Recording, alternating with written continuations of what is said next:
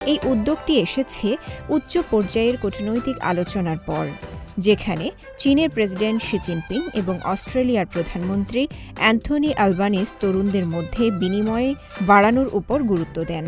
খেলাধুলা, সংস্কৃতি আর পারস্পরিক বোঝাপড়ার এক অনন্য মেলবন্ধন। চীন ও অস্ট্রেলিয়ার তরুণরা এবার কোর্টের ভেতরে ও বাইরে গড়ে তুলছে নতুন সম্পর্কের ভিত্তি। একটি বাস্কেটবল ম্যাচ শুধু খেলা নয়, বরং হয়ে উঠছে দুই দেশের ভবিষ্যৎ সম্পর্কের সেতুবন্ধন। দূর অস্ট্রেলিয়া থেকে একদল কিশোর ও তরুণ শিক্ষার্থী চীন সফর করেছেন। তাদের এই যাত্রা শুধু ভ্রমণ নয়, বরং সংস্কৃতি, জীবনযাপন এবং মানুষের সঙ্গে সরাসরি সংযোগ স্থাপনের একটি অভিজ্ঞতা। তারা চীনের বিভিন্ন ঐতিহাসিক স্থান ঘুরে দেখে স্থানীয়দের সঙ্গে সময় কাটান এবং সবচেয়ে গুরুত্বপূর্ণভাবে চীনা শিক্ষার্থীদের সঙ্গে বাস্কেটবল খেলেন।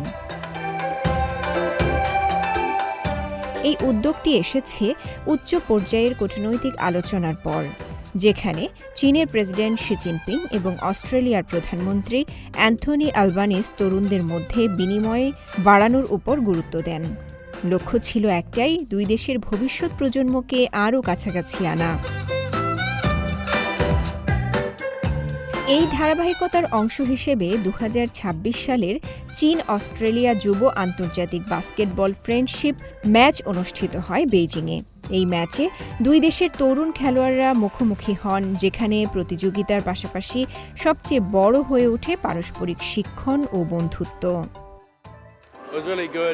ম্যাচটা খুবই ইন্টেন্স ছিল, কিন্তু দারুণ উপভোগ করেছি। তারা খুব ভালো শুটার এবং শারীরিকভাবে শক্তিশালী দল। খেলাটা আমাদের জন্য অনেক শিক্ষার সুযোগ তৈরি করেছে।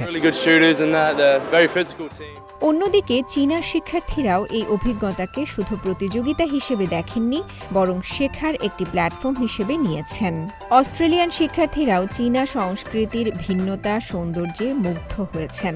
তাদের কাছে এটি ছিল সম্পূর্ণ নতুন এক অভিজ্ঞতা।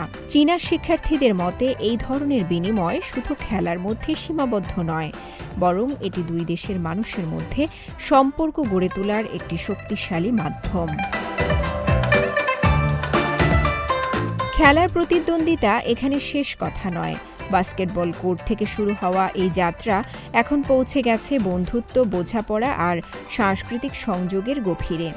অস্ট্রেলিয়া ও চীনের তরুণরা প্রমাণ করছেন, ভবিষ্যতের কূটনীতি হয়তো শুরু হয় এমনই এক সাধারণ এক পাস, এক হাসি আর এক খেলার মাধ্যমে।